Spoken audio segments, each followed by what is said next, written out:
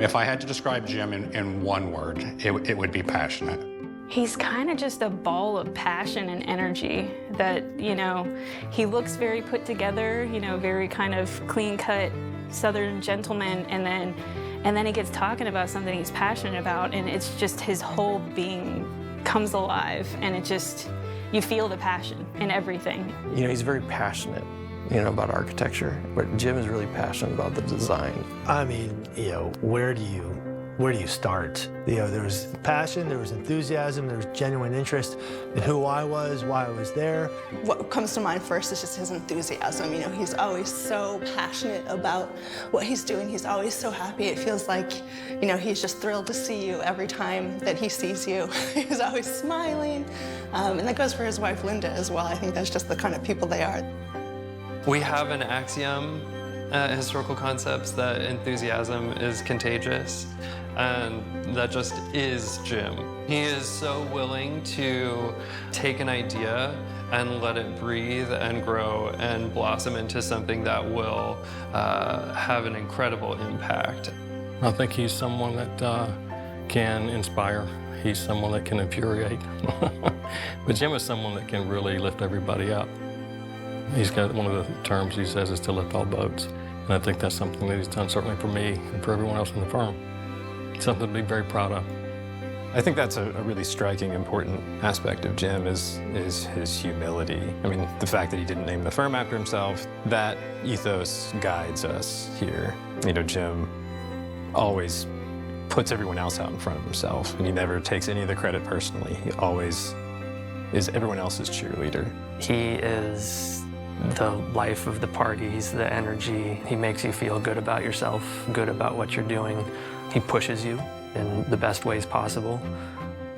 For me, when I think about Jim, the quality or the characteristic that always comes to mind is his generosity. Jim is one of the most authentically generous people that I know. Everyone has stories about Jim. Everyone tells stories about Jim all the time. He really is everywhere.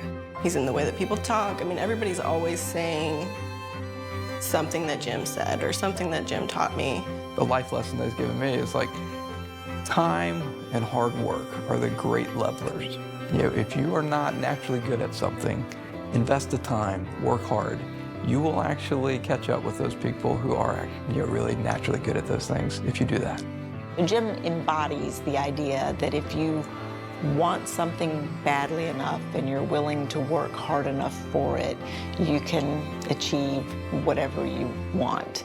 And I've heard him say before that he's not the smartest or the most talented, but he is proof that if you work hard and you can realize your goals.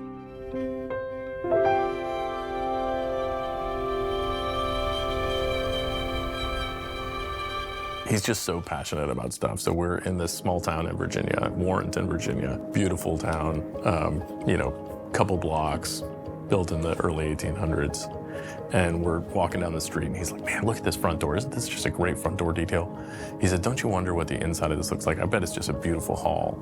And I said, yeah, I bet it is. And it was like a lawyer's office or something like that today. And he said, get your camera ready. And he swings the door open, and I take a couple pictures, and he reaches in and swings the door back. And we just keep going like that was just a normal Tuesday thing. I think my most personal, favorite Jim moment was we went to India, and the trip had gone really well. The client loved us, and at the time I was just an intern. I think I'd been working there for maybe a year or two full time. But Jim turned to me and said, Paul, I want you to be project manager on this project. And, I knew, I can't be project manager, but at the same time, he was just tapping into my passion and how well the client had, received me. And to have Jim just throw me into the deep end like that, it just felt really good to be believed in. My first experiences with Jim, I think it was the first weekend, and he came to the office and said, I'm going to Scott's this weekend. Who wants to come? And full of energy. I had no idea what the heck Scott's was. It's the antique market, so I was like, I'll go. I've got nothing else to do. And no one else said yes. I was like, why does anyone else want to go? If your boss is going to take you somewhere. Like, why wouldn't you take that opportunity? We looked at stuffed zebras. We looked at antique watches. We looked at jewelry for Linda. We looked at books. It was great. But his willingness to engage and just be who he is at all times, I think that was really quite neat. It's part of what's different about him. We had this client who was a repeat client, and his son had bought like a cabin in the middle of the woods somewhere, and it was pretty rough. And they just had Jim come out to be like, what can we do with this? And I saw it and I was like, this is absolutely going nowhere. Like, this is a disaster house. And Jim just like was so exciting and waving his arms and like running around. We're crawling around this house, like, you know, all this stuff, like dodging the bugs. And Jim is just like valiant, just like there, looking at all this stuff. And I was pretty new at that point, probably within like the first 6 months at the firm. And I'm like trying to take notes at what he's doing, but it was literally impossible to like write down, because it was just the stream of ideas and all of these things, and just things that I was like, what? Are you kidding me? Like, we can do this? And it just blew my mind, really, with what he could see in that really bad little cabin. It was really incredible. Jim taught me how to dress like a grown-up, yes. So predictably, like when I started, I was wearing any manner of, clothing from Gap and American Eagle and things my mother had bought for me in college. I thought it was fine, very baggy, ill-fitting stuff. And one day Jim was like, you're coming with me today. We're going on a trip. And I was like, okay. And then he took me to this gentleman's clothing store called H. Stockton. He had me fitted for my first real blazer, some pants that fit me properly, some dress shirts that were actually tailored to me. And I started to understand, like, oh, this is how clothes are supposed to fit you. And this is what something that nice feels like. And that meant a lot to me, and it still does, because in a lot of ways, that was like Jim saying, like, I believe in you. I'm going to invest in you, because it wasn't cheap. And it was him saying, you have a strong future here, and I want you to look the part. I think he views himself as a forever student, that we don't ever stop learning. Even when you're not working, you're still looking at the environment around you and still trying to understand what's going on and what's appealing and why it's appealing. I remember I went to my sister's wedding in Key West, and I had never been there before. And I get back and he asked me for all my pictures of all that local architecture. And I'm like, well, I was a little busy, He just thought it was so strange that I could go to a new place and not come back with a portfolio full of architecture. I was diagnosed with terminal brain cancer at one point. And I sat him down and I said, Jim, I don't know if I'm going to be able to keep my mind on my work. I'm a little preoccupied. He looked at me, I told him what the problem was, and he tapped me on the shoulder and said, just sit here for a second. He walked away. He came back 10 minutes later and said, don't worry about your salary or anything. We'll get you through this. I'm sorry. And he stood by me, and I went through this process. We had a client who was a brain surgeon, happened to be the best brain surgeon in the world, and he connected me with him. And my 3-year-old daughter, my wife, and I went up to Cincinnati, and he took care of it. And I thought I'd be out of work for 2 weeks, and it ended up being 2 months. And they supported me the whole way through. The company was young, but he stepped up, and I've never forgotten that. I really apologize. It's 20 years ago, and it still hits me like that, so that's Jim.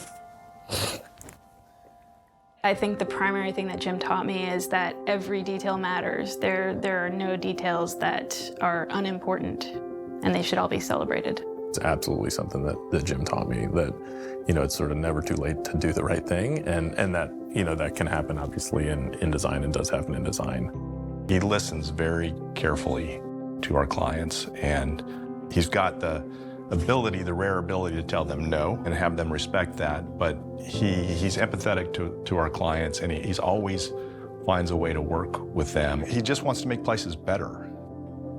Something that Jim is so good at is being able to extract what the client's needs are, but also understand what their life is going to be like, what it could be like, and he has an unparalleled ability to dream and to like help people envision themselves in an architectural space. One of the things that I think Jim has taught me the most is that each design is this could be this great opportunity, and there's always room to make something great, and something can always be pushed a little bit better. Every design opportunity, no matter how small, can be a really great opportunity for the family or for the community or, for us as architects. One thing I learned from him is that kind of every job can be special. Jim is just so good at saying this could be the best bathroom in the world, or this could be the best chicken coop or garden shed or whatever it is. And I think that's really powerful and compelling. One of the things that I've really kind of come to admire from him and that he taught me early on was that you continue to make things better and you don't just settle for, okay, we're out of time to work on this project, it's time to move on. No, even in the late stages of construction, you can reevaluate and you can continue to make the design better than it is. I spent a lot of time going to construction sites with Jim. It was always my favorite thing to do because just sort of sit back and watch him, watch how he interacted with the contractors. He always kept that regard for builders, the job they have to do. He would always tell me, it's easy to be an architect, but being a builder is really hard. It's really important to as Jim always says, to reintroduce all of those eccentric flourishes and make sure that you're not being too stultified in the process. So that was definitely his influence on me has been that keep that enthusiasm and that passion and that resilience in your work. One thing that I've learned from Jim is really just a desire to find a precedent. And I think that's spread through everyone else in the firm too. The root of the tree, all of the branches will be pretty much the same. But he's always got a book around. He's always got several books. And they always tell stories about how Jim would clip pictures out of the books to put in a design package. And we have some books that are missing pictures. He absolutely loves it. He comes in every day and that is what he loves to do. It's just amazing that he is that excited about his work, and it's a wonderful thing. That he enjoys it, and he likes sharing what he does with other people too. I'm in my mid-40s, and so like most of us, I think we all tend to start to be more reflective on life, right? And we start to think about different moments in our past, and naturally the highlights come to, the glory days come to light, and you tend to dwell on those. But I was actually trying to think about HC and thinking about my experience at HC, and I don't think there's any one moment that are specific glory days in my mind. I think they're all glory days, frankly. We understand that opportunity we have, and we carry it forward. We're all a family here. We're chosen family, in some regards, but it's a company unlike any other that, at least I've had time with. I wouldn't trade it for the world. I think also the lasting memories that he's created for all of us here, but also all of his clients and anyone he comes in contact with. He is unmatched, and I think everyone knows it, and everyone appreciates him, I think. When I like Jim the most is when we have something go wrong, because he is, he's just one of those people who, I guess, hard times just bring out the best in him. How did somebody that, never should have got into Yale, how did they get there? And how did he have success? The idea of applying to grad school, started with my mom and saying, you're good. You really are good. Let's go and explore what can be. Let's aim high. I was looking and saying, what happened to Jim? When did he become special? It's when he married my mom. She was the first person to say, hey, you got talent. You can really be something special. And I'm not gonna let you be average. I'm not gonna be married to somebody who's average. That was a saying that her mom had was, is it not in a person's dreams, where wisdom lies? And I think that's something that side of the family was always ready to step back and say, let's imagine what could be. And when that side came to my dad's side, the imagine what could be and the hard work and raw talent came together. It was a great team. So my mom was the first partner, for Dad, who believed in him and made really, all this possible. It's a culture of sharing and learning and doing our best because we're standing on the shoulders of giants like Jim, who has not just the 40 years of experience at this firm, but his whole built body of work. It's an amazing thing, the precedent that came before us. And I think that's shared in my colleagues. We're always trying to do our best by sharing and having fun while we do it. It's not only about being collaborative with other firms and other designers, but also it's internal. So within our own studios, we're not just focusing on our own projects. We will collaborate with other people within the studio, and then outside that studio, we'll bring people in. And it's just that idea of the great ideas stand out in an open forum. It's kind of one of our tenets. He always says that every single person is the firm. You don't have to be a principal and you don't have to be like this or that. You don't have to have 10 years of work experience, and you don't have to fill like a ton of really specific criteria. Just being there and being part of the community and being part of the firm's growth and just enjoying the collaboration makes you Historical Concepts. I really appreciate that about Jim, that he is able to see each one of us and the special things that we can bring to the firm and have faith in us to continue on his vision and his dream of what Historical Concepts can be.